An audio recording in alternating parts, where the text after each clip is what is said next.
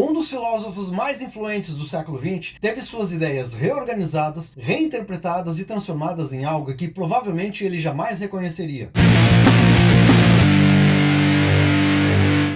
Poucos filósofos foram tão citados quanto Nietzsche, e poucos foram tão distorcidos. Eu vou te contar como a obra de um dos filósofos mais importantes do século XX foi apropriada e transformada numa coisa que ela não era.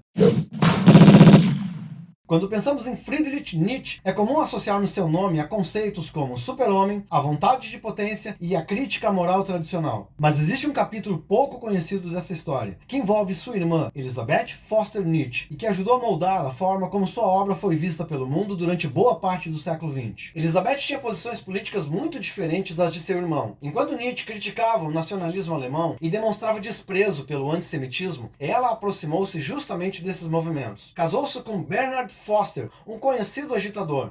O casal chegou a participar da criação de uma colônia alemã em 1887 no Paraguai, chamada Nova Germânia. A proposta era criar uma comunidade ariana de pureza racial livre dos valores da modernidade europeia. A experiência foi um desastre. O seu marido, Bernhard, acabou tirando a própria vida e Elisabeth retornou à Alemanha. Nesse período, Nietzsche já havia sofrido o colapso mental que o afastaria definitivamente da vida intelectual. Incapaz de administrar sua própria obra, ele viu sua irmã assumir o controle de seus manuscritos, cartas e direitos autorais. Após sua morte em 1900, Elisabeth se tornou a guardiã oficial de seu legado. Foi então que ela começou um trabalho de reconstrução da imagem do filósofo. Ela organizou arquivos, publicou correspondências, escreveu biografias e editou textos inéditos. O problema é que ela fez isso de forma seletiva. Cartas foram modificadas, trechos foram omitidos e anotações foram reorganizadas para sugerir ideias que Nietzsche talvez nunca tenha pretendido apresentar daquela maneira. O caso mais famoso é o livro A Vontade de Potência. Durante muito tempo, acreditou-se que essa fosse a grande obra final de Nietzsche. Hoje sabemos que o livro foi montado por Elisabeth a partir de fragmentos e anotações deixadas pelo filósofo, criando uma estrutura que ele jamais concluiu. A nova roupagem dava a entender até que o filósofo flertava com ideias extremistas. Nas décadas seguintes, Elisabeth aproximou o arquivo de Nietzsche dos movimentos nacionalistas alemães. Quando o nacionalsocialismo chegou ao poder, essa relação se tornou ainda mais estreita. O próprio ditador Adolf visitou o arquivo em Weimar e foi fotografado ao lado de Elisabeth e passou a utilizar a figura de Nietzsche como símbolo cultural do regime. A ironia é que o próprio Nietzsche havia criticado duramente o nacionalismo e outros extremismos que o regime alemão viria a defender. Por isso, muitos historiadores consideram que a associação entre Nietzsche e o Terceiro Reich se deve muito mais ao trabalho de sua irmã do que às ideias originais do filósofo. A história de Elisabeth Foster Nietzsche nos mostra como o legado de um pensador pode ser disputado, reinterpretado e até mesmo distorcido. E também nos lembra que às vezes compreender um autor exige olhar não apenas para aquilo que ele escreveu, mas também para quem controlou a sua memória depois da sua morte. Eu espero ter te ajudado a entender e refletir como uma narrativa pode ser tomada, reinterpretada e apresentada de formas muito diferentes. E isso pode ser uma coisa muito perigosa. Se tu gostaste desse conteúdo, eu te peço para se inscrever no meu canal e dar um like. Eu ia gostar de ler o teu comentário ou sugestão. Isso ajuda a incentivar o trabalho. Ainda tem muita coisa interessante sobre ideias e filosofia para a gente conversar.